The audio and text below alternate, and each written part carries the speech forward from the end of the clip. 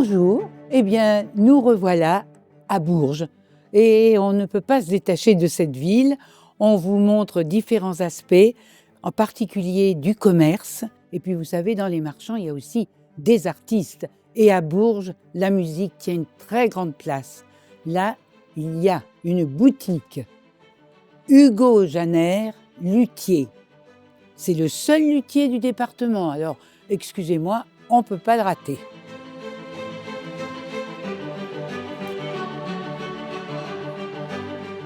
Bonjour, monsieur Hugo Janer. Bonjour, on vous envahit. Gilbert. Bonjour, Mais enchanté. vous savez, cette devanture, elle nous happe.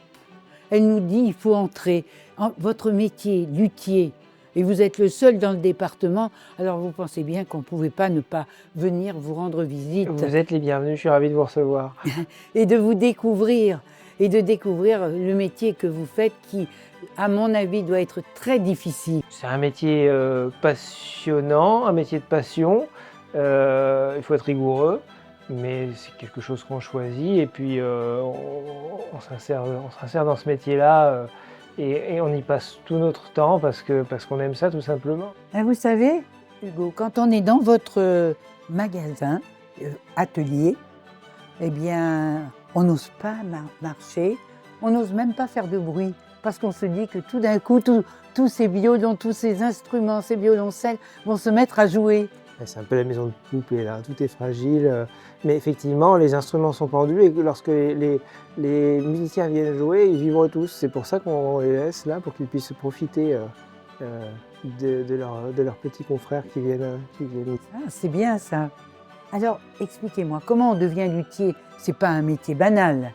Il faut être passionné de musique, passionné des instruments. Il faut un petit bagage musical d'abord, et puis après, pour ma part, moi j'ai fait une école de lutherie. En Angleterre? En Angleterre pendant 5 ans. Après j'ai été salarié. 5 ans, oui. Après j'ai été salarié dans un atelier.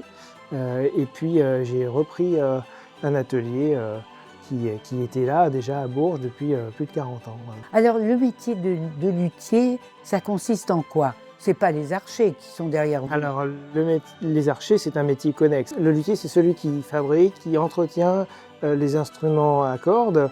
Donc souvent, on parle de luthier pour un tas d'instruments, guitare, piano.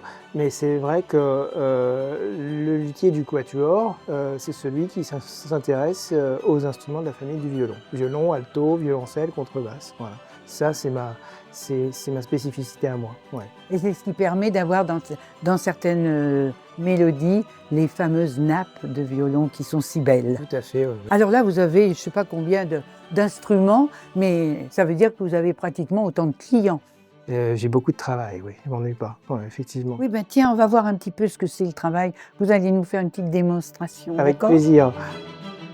Alors Hugo, là, vous avez un violoncelle qui est un peu mal en point. Oui, cet instrument a besoin d'être ce qu'on appelle détablé, c'est-à-dire que l'instrument va être ouvert pour pouvoir contrôler l'intérieur, les collages, les assemblages. Et comment vous faites pour l'ouvrir? Alors là, j'ai ce qu'on appelle une lame à détabler, et cette lame à détabler, là, je vais en fait la faire avancer en utilisant un solvant, de façon à décoller la table, puisqu'on utilise une colle qui est totalement réversible.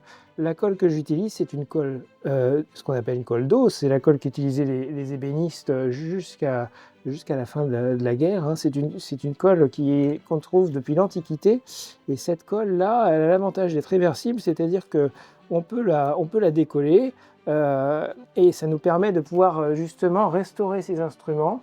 Et c'est grâce à ces assemblages-là avec cette colle réversible qu'on peut encore aujourd'hui ouvrir, refermer ces instruments et qu'ils ont traversé. En fait, ces instruments, ils passent à côté du progrès. Tout à fait. Ouais. C'est parce qu'il faut garder les gestes d'autrefois ancestraux. Oui, et puis l'instrument, le violon, c'est un instrument qui était parfait quasiment immédiatement en fait. Les grandes familles italiennes de luthiers, Amati, Stradivari, Guarneri, ont créé un instrument qui était déjà parfait. On n'a pas eu besoin de le faire évoluer beaucoup depuis. Hein. Nous sommes effectivement que des passeurs, et aujourd'hui, la technologie s'évertue plutôt à travailler sur les cordes, les accessoires, mais l'instrument lui-même, il y a déjà longtemps qu'on ne fait plus trop varier les instruments. Qu'est-ce que vous faites alors pour les cordes? Alors les cordes, c'est quelque chose qui a beaucoup évolué, la fabrication des cordes. Autrefois, on utilisait des cordes en boyau. Et puis, ces dernières décennies, les nylons ont beaucoup évolué et donc on utilise des fibres de nylon avec un câble d'acier qui peut être trempé avec différents métaux. Et ces alliages vont former un corps vibrant qui va être censé, si vous voulez, imiter le son chaleureux du boyau, mais en gardant quelque chose de stable, puisque le boyau, ça absorbe, restitue une humidité, c'est une matière naturelle.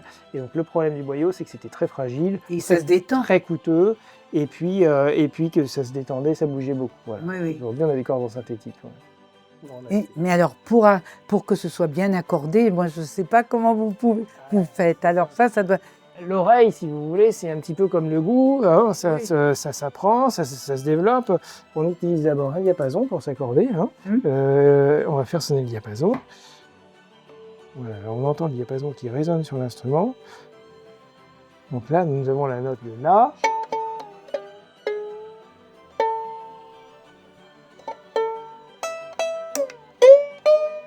Et après, par extension, on va aller accorder les autres cordes. Le Mi. Le Ré.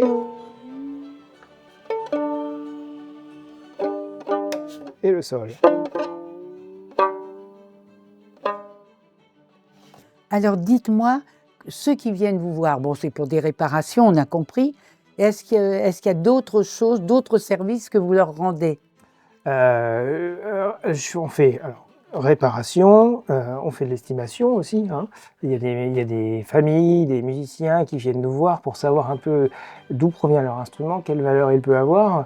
Et puis il y a aussi le rapport avec le musicien. Les musiciens, des fois, tout va bien, mais ils veulent juste être rassurés parce qu'il va y avoir un concert et ils veulent être sûrs que tout va être opérationnel pour ce concert. Donc ils viennent avec leur instrument, ils le montrent, on regarde, on discute ensemble et puis on essaye de voir s'il n'y aurait pas un petit souci qui pourrait advenir. Voilà. Ça fait partie un petit peu du travail aussi d'échanger avec les musiciens autant qu'avec les instruments. Mais vous faites un métier de passion, vous l'avez dit, mais c'est magnifique, quoi.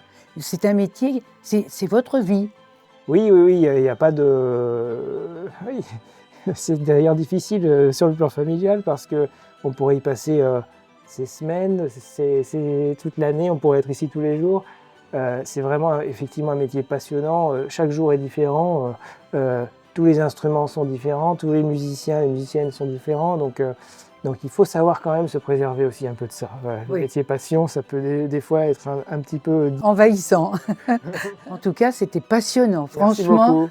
Et puis, je recommande à tous les berruriers et les autres qui vous connaissent, mais il faudra bientôt que vous poussiez les murs. Un Hein. petit peu, oui. Oui, j'ai l'impression. Hein. Moi, je dis ça, je dis rien. Hein. Mais il faut venir vous voir.